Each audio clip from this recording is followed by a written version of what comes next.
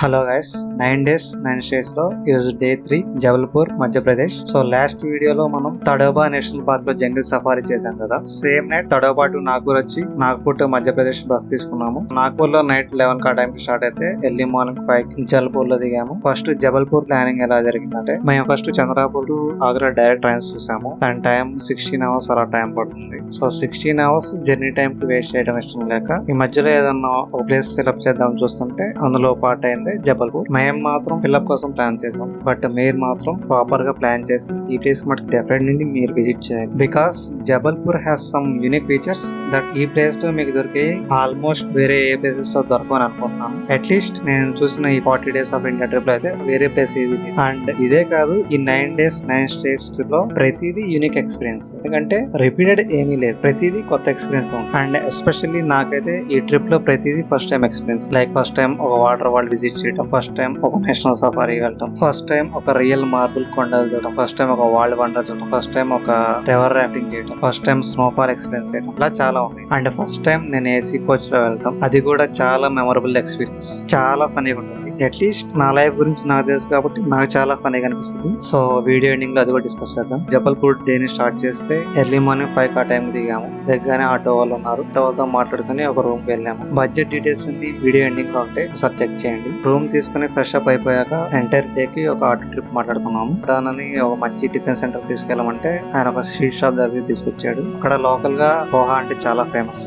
So మేము కూడా first time poha try చేసాం, చాలా బాగుంది. And some other local sweets ఉన్నాయి కదా, ఆ స్వీట్ షాప్ లో అవి కూడా ట్రై చేసాం, చాలా బాగున్నాయి. ఒకసారి మీరు వెళ్ళినప్పుడు కూడా లోకల్ ఫుడ్ ట్రై చేయండి. జల్పూర్ అయితే చాలా బాగుంది. టిఫిన్ చేశాక డైరెక్ట్ ఫస్ట్ టూరిస్ట్ స్పాట్ కి వెళ్ళాము. బ్యాలెన్సింగ్ రాక్స్ అంటే పెద్ద పెద్ద కొండరాలు జస్ట్ ఒక single and very small point లో కాంటాక్ట్ అయి ఉంటాయి. ఫాస్ట్ లో ఎర్త్ క్వేక్ వచ్చినా కూడా పడలేదంట. ఆటో అన్న చెప్పాడు, దానికి నాకేం సంబంధం లేదు. ఫోటోలో చూసి దానికి చాలా చిన్నగా కనిపిస్తున్నాయిలే గానీ నిజంగా అవైతే చాలా పెద్ద పెద్ద రాళ్ళు. ఇక్కడ నుంచి దారిలోనే ఉంటుంది next point Dhuandhar water falls. Water falls కి వెళ్లే దారిలో ఒక 1 kilometer మొత్తం స్మాల్ షాప్స్ ఉంటాయి. సో డిఫరెంట్ ఐటమ్స్ ఉంటాయి. అక్కడ లోకల్ గా దొరికే మార్బుల్స్ తో చేసిన డిఫరెంట్ ఐటమ్స్ ఉంటాయి. ఇంట్రెస్ట్ ఉంటే మీరు షాపింగ్ చేసుకోవచ్చు. అండ్ వాటర్ ఫాల్ అయితే అంత బీభత్సంగా ఏం లేదు, చాలా చిన్న ప్లేస్ లో కొంచెం సేపు టైం స్పెండ్ చేసి నెక్స్ట్ పాయింట్ వెళ్ళాం. Next point and the final point and the most important point బేడాఘాట్. వాటర్ ఫాల్ నుంచి ఒక 1 kilometer దూరంలో ఉంది. సేమ్ ఆ వాటర్ ఫాల్ కంటిన్యూషన్, కాకపోతే మనం వేరే చోట మనం బోట్ ఎక్కాము.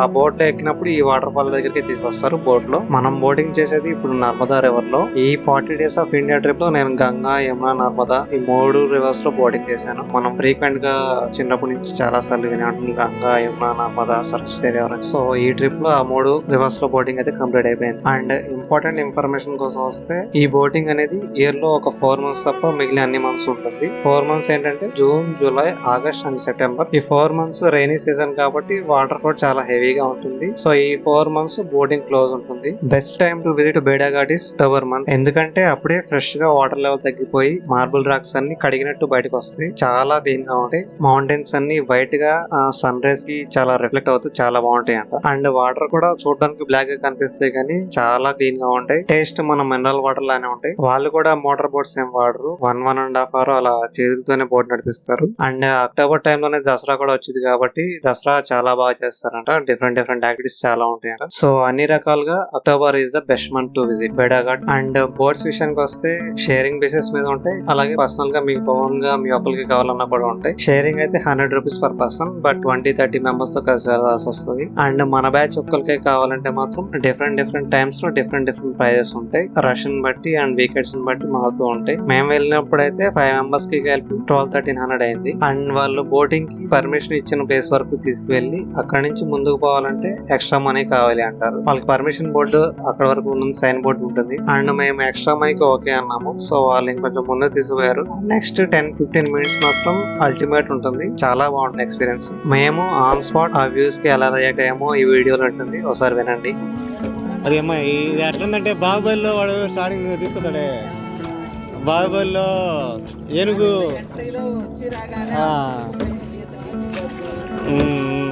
పైన పడవ తిరిగిపోయింది అట్లా ఉంది. అండ్ మనతో పాటు ఒక గైడ్ కూడా వస్తాడు. జర్నీ అంతా డిఫరెంట్ థింగ్స్ గురించి ఎక్స్ప్లెయిన్ చేస్తూ ఉంటాడు. అండ్ జనరల్ గా మనం స్కైలో చూసినప్పుడు క్లౌడ్స్ డిఫరెంట్ షేప్స్ ఫామ్ చేస్తూ ఉంటాయి కదా, అలాగే మార్బుల్ రాక్స్ కూడా డిఫరెంట్ షేప్స్ ఫామ్ చేస్తూ ఉంటాయి. ఇది కూడా చాలా బాగుంటుంది. అలాగే కొన్ని నిజంగా అలా ఫామ్ అయినట్టే ఉంటాయి. అవి కూడా చూడడానికి చాలా బాగుంటాయి. బోటింగ్ టైం మొత్తం 1.5 hours ఉంటుంది. Excellent experience. నర్మదా రివర్ లో మార్బుల్ రాక్స్ మధ్యలో అసలు ఆ బోట్ వెళ్ళేటప్పుడు ఆ వాటర్ సౌండ్ ఒక సౌండ్ థెరపీ చాలా పీస్ఫుల్ ఎక్స్పీరియన్స్. మన తెలుగు స్టేట్స్ కి ఒక 2 days అవనే కాబట్టి ఒక వీకెండ్ ప్లాన్స్ లో మంచి బెస్ట్ ప్లాన్ అవుతుంది. మీ వీకెండ్ ప్లాన్స్ కి ఒక కొత్త ప్లేస్, కొత్త డెస్టినేషన్ అండ్ పీస్ఫుల్ ఎన్విరాన్మెంట్ కావాలంటే మాత్రం ఈ ప్లేస్ ని డెఫినెట్ గా ట్రై చేయండి. ఈ ఫోన్ లో కనిపించేదానికి అక్కడ ఎక్స్పీరియన్స్ చేసేదానికి చాలా డిఫరెన్స్ ఉంది. ఎక్స్పీరియన్స్ మనకి చాలా బాగుంటుంది. అదొకటి మాత్రం చెప్పగలను. వావ్, ఐ లైక్ ఇట్ రా. వెళ్ళిందా తీసుకొస్తున్నా లేదు.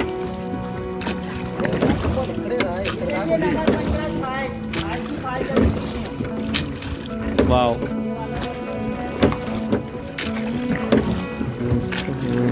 సో ఫైనల్ గా ఈ ప్లేస్ కంప్లీట్ చేసేసుకొని నెక్స్ట్ మాకు ఈవినింగ్ 6 కల్లా ట్రైన్ ఉంది. సో 6 కల్లా రీచ్ అవ్వాలని చెప్పి వెంటనే లంచ్ చేసి బయలుదేరిపోయాము. అండ్ ట్రైన్ జర్నీ డీటెయిల్స్ కోసం వస్తే మేము ఎక్కిన ట్రైన్ పేరు మహాకౌశల్ ఎక్స్ప్రెస్. జబల్పూర్ లో 6 స్టార్ట్ అవుతుంది అండ్ ఆగ్రా రీచ్ అయ్యేపాటికి ఎర్లీ మార్నింగ్ 7 అవుతుంది. సో ఫన్నీ ఎక్స్పీరియన్స్ గురించి చెప్తాను కదా. నేను ఏసీ కోచ్ ఎక్కడం ఇదే ఫస్ట్ టైం. అండ్ ఇంకో దగ్గర ఏంటంటే నాకు మా ఫ్రెండ్స్ కి డిఫరెంట్ కోచెస్ లో పడింది. సో మా 5 members లో నేను ఒకనే ఒక సపరేట్ కోచ్ లో ఉన్నాను. అండ్ ఏసీ కోచెస్ లో వాళ్ళకి ఒక 2 bed sheets అండ్ 1 blanket ఇస్తారంట. అండ్ సపరేట్ గా ఒక హెల్పర్ కూడా ఉంటారు. విషయం మనకు తెలియదు అనమాట. ఫస్ట్ నేను పడుకున్నప్పుడు హెల్పర్ వచ్చి నా సీట్ లో ఒక ప్యాకెట్ పెట్టి వెళ్ళిపోయాడు. తను నాకు హెల్పర్ అని తెలియదు. అండ్ ఎంతసేపటికి ఆ ప్యాకెట్ మళ్ళీ తను తీసుకోవట్లేదు. సో ఏంటా అని చెప్పి పైకి లేచి చూస్తే అన్ని సీట్లు ఆ కవర్స్ ఉన్నాయి. ప్యాకెట్స్ లో ఏముంటాయో తెలియదు. ఆ ప్యాకెట్స్ ఏం చేయాలో తెలియదు. అండ్ పక్కన వాళ్ళు ఏం చేస్తున్నారో చూద్దామన్నా అది ఈవినింగ్ టైమే కాబట్టి ఎవరు పెద్దగా ఏం పట్టించుకోవట్లేదు. నాలో మాత్రం అదేంటి అని ఎక్సైట్మెంట్ మావలేదు. సో వెంటనే నెక్స్ట్ రోజు లో మా ఫ్రెండ్స్ దగ్గరికి వెళ్ళాను. వాళ్ళు అవి బ్లాంకెట్స్ రా అండ్ వాడు హెల్పర్ అండ్ ఏసీ కోచెస్ లో బ్లాంకెట్స్ ఫ్రీగా ఇస్తారని చెప్పారు. నెక్స్ట్ నా పక్కన వాళ్ళు ఎవరు ఓపెన్ చేయకపోతే హెల్పర్ ఉన్నాడు కదా, హెల్పరే వచ్చేస్తాడేమో అనుకునేవాడిని. ఎంతసేపు నా హెల్పర్ రావట్లేదు. సో మళ్ళీ మా ఫ్రెండ్స్ దగ్గరికి వెళ్ళాను. సో ఇలా నైట్ నిద్రపోయేంత వరకు నా కోచ్ నుంచి వాళ్ళ కోచ్ వరకు తిరుగుతూనే ఉన్నాను. సో బేసికల్లీ ఇవన్నీ కామన్ సెన్స్ ఉంటే కొంచెం అర్థం అవుతాయి. But when you are in inferiority complex మీకు కామన్ సెన్స్ కూడా పనిచేయదు. లాస్ట్ ట్రైన్ జర్నీలో మా కనీసం కూర్చోడానికి కాలు పెట్టుకోవడానికి ప్లేస్ లేదు. బట్ ఈ ట్రైన్ జర్నీలో మాత్రం ఒక రూమ్ ఉన్నట్టు ఉంది. ఆ టైంలో అంత లగ్జరీని అసలు తీసుకోలేకపోయాం. కనీసం నుంచోడానికి కూడా ఖాళీ లేకపోయినా లాస్ట్ టైం జర్నీ మాకు చాలా వర్తి అనిపించింది. సో ఈ టైంలో మనకి ఇంత లగ్జరీ అవసరమరా అనిపించింది. బట్ నార్త్ వెళ్లే ట్రైన్స్ లో ఓన్లీ ఏసీ కోచెస్ అయితే మన సీట్ లోకి ఎవరు రారు. మన ఆల్మోస్ట్ స్లీపర్ కోచెస్ వెళ్ళినా కూడా మన సీట్ లో 4 కూర్చుంటారు. మనం బుక్ చేసిన సీట్ లో మనం కూర్చోవాలంటే గొడవలు ఆడాలి. So these type of experiences are the real experiences of travel. ఇలాంటి ఎక్స్పీరియన్సెస్ ఒక మనిషిని మెంటల్ గా స్ట్రాంగ్ చేస్తూ ఉంటాయి. So these are my little funny experiences in the journey and these are the Day 3 budget details. ఒకసారి check చేయండి. మీరు plan చేసేటప్పుడు ఒక జనరల్ ఐడియా వస్తుంది. And next Day 4 Agra, Uttar Pradesh. And finally మీకు ఏదైనా ఇంకా ఎక్స్ట్రా ఇన్ఫర్మేషన్ కావాలంటే కామెంట్స్ లో అడగండి, నేను రిప్లై ఇస్తాను. అండ్ మీకు ఈ వీడియో నచ్చితే please do like, share, subscribe my channel. Thank you.